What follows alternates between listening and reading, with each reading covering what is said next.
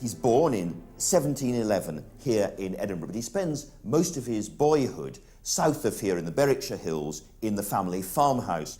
His father dies very young. He's a middle son, has to find himself a profession, so he's back here in Edinburgh at the ripe old age of 13 at the university studying law. The only problem is, as he puts it himself just here, he has an insurmountable aversion to everything but the pursuit of philosophy and general learning. In other words, he likes to read books, so home he goes, plonks himself down in his bedroom and just sits there reading books. And not just the odd book, the lot. He reads the whole of Western philosophy, as it was then understood.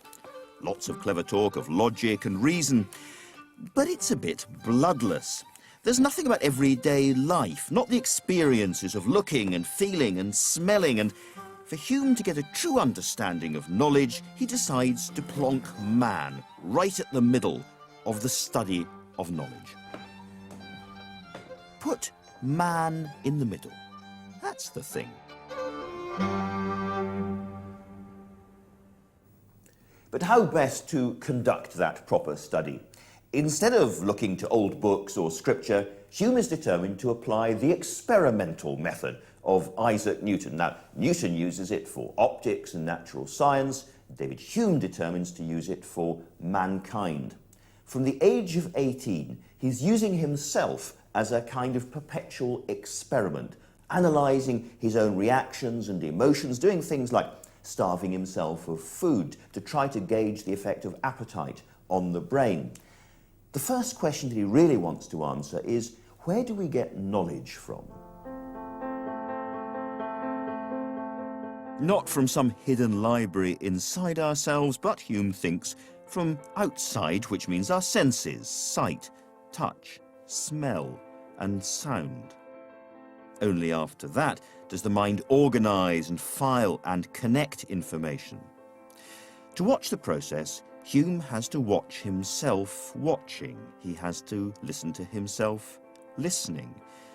It's not such a complicated idea to explain. Let's try again. So, standing here, I can see Edinburgh Castle. And over here is St Giles. These are what Hume calls impressions, all the sights, all the sounds, all the smells pouring into our minds. But what happens to them next? Follow me inside. And so, like one of the numbskulls, here we are inside the brain, which Hume said was empty, remember, except for all the impressions that we'd drunk in from the outside world. If we use the inside of the camera obscura here as a kind of metaphor for the mind, it's easy to understand what Hume was talking about. Now, outside, there were the impressions, and inside, here they are again. There's St Giles, and over here, the castle. And if I knit them together, combine them together, I can create more complicated ideas. The idea, in this case, of Edinburgh, or the idea possibly of a morning in Edinburgh, or the memory of having lunch with somebody on a morning in Edinburgh. More complicated ideas, but based on those simple impressions which constantly bombard my mind. And the knitting together of the simple ideas into more complicated ones is what we call knowledge or thought, all based on those impressions. So far, so good, but can I trust the impressions and therefore the ideas on which I've based everything? No, you can't.